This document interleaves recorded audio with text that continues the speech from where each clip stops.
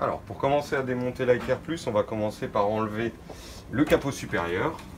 Donc, on a des petites attaches sur les côtés à enlever. On va enlever les deux bouteilles de produits, le N-Clean et le N-Seed, le bouchon du réservoir d'huile, la protection plastique si elle est toujours sur l'appareil, il suffit juste de tirer dessus. Hop. Et si vous avez de l'huile à l'intérieur de l'appareil, vidangez l'appareil dans un récipient. Une fois que vous avez vidangé l'appareil, vous prenez votre jeu de clé Allen, vous prenez la deuxième plus petite et vous venez dévisser les 4 vis de la plaque arrière basse.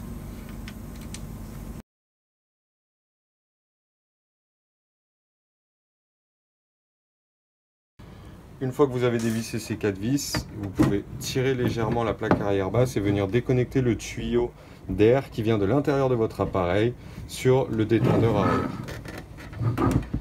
Une fois que c'est fait, la plaque arrière basse peut être déplacée complètement sur la gauche de l'appareil et ça vous donne accès à l'intérieur de l'appareil. Très important, lorsque vous avez déplacé la plaque arrière, toujours penser à venir déconnecter le tuyau qui vient du T et qui part vers le bloc pompe.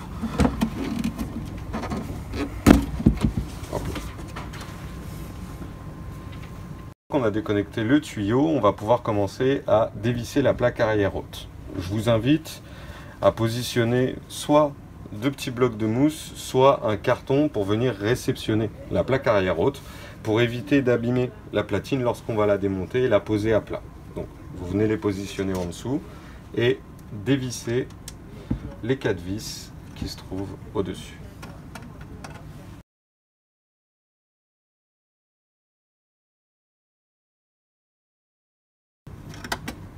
Alors faites attention, quand vous dévissez la dernière, à bien maintenir la plaque en dessous pour éviter qu'elle parte vers l'arrière, qu'elle tombe.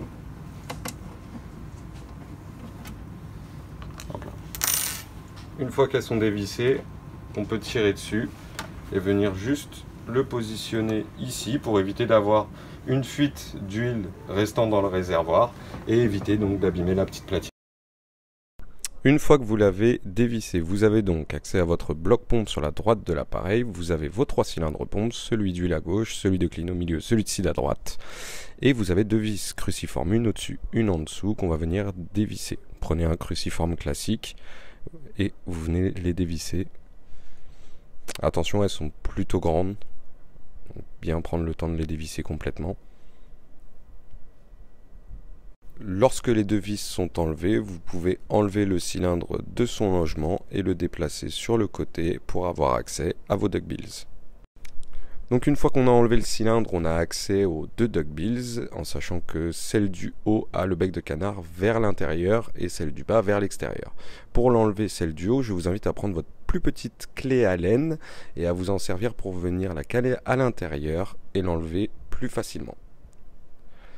Une fois que c'est fait, celle du dessous, vous avez juste à la pincer et à la récupérer sans trop de soucis.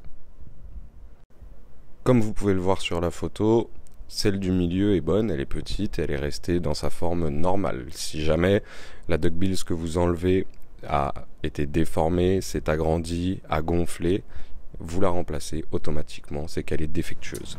Pour remettre vos duckbills neuves, de toute façon, normalement, vous ne pouvez pas vous tromper. Vous avez 5 trous sur le bloc pompe. Celui tout en bas et celui tout en haut sont pour les vis.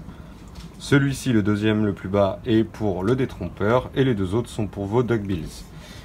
Celui qui est en haut, vous allez avoir le petit bec de canard qui va aller vers l'intérieur du bloc blanc.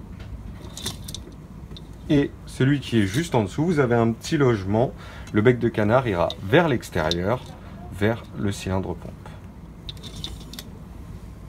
Une fois que vos duckbills sont remontés à l'intérieur de l'appareil, vous prenez le bon cylindre, donc pour le tuyau blanc, le N-Seed, et vous vérifiez à ce que le détrompeur soit bien vers le bas.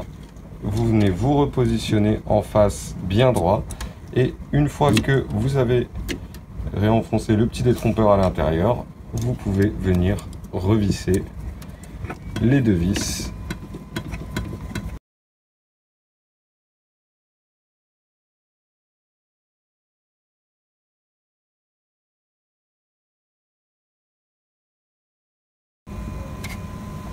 Une fois que vous l'avez fait pour un, vous pouvez faire la même chose pour les deux autres.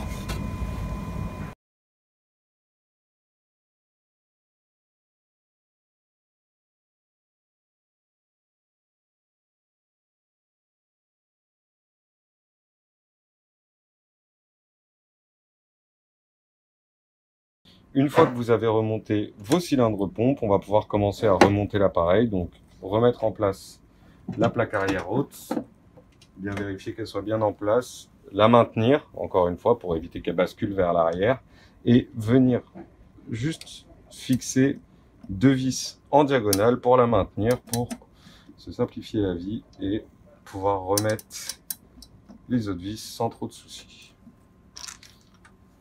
Une fois que vous avez positionné vos deux vis en diagonale, vous venez fixer les deux autres et resserrer vos vis normalement. Une fois que vous avez repositionné votre plaque arrière haute, on va venir reconnecter donc le tuyau qui va venir sur le T. Attention, vous avez deux tuyaux en volant. Il y en a un qui va venir de votre bloc pompe et un autre qui va venir de l'intérieur de l'appareil. Celui qui se branche sur le T est celui qui vient du bloc pompe. Donc, on prend celui qui vient du bloc pompe et on vient juste le reconnecter sur le T. Une fois que ce tuyau-là est reconnecté, vous pouvez ramener votre plaque arrière basse devant. Ne pas oublier de reconnecter le tuyau d'arrivée d'air sur votre détendeur.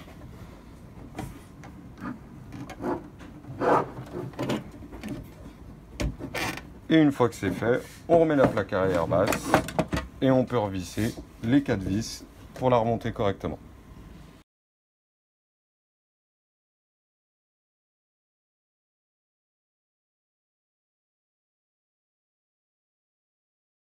Une fois que c'est fait, on peut revenir mettre la protection en plastique, bien la caler correctement dans l'appareil.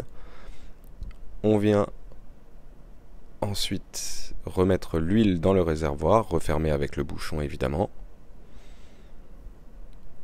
Remettre donc les deux bouteilles de produit, le clean, le seed, et après remettre le capot au-dessus pour pouvoir fermer l'appareil correctement.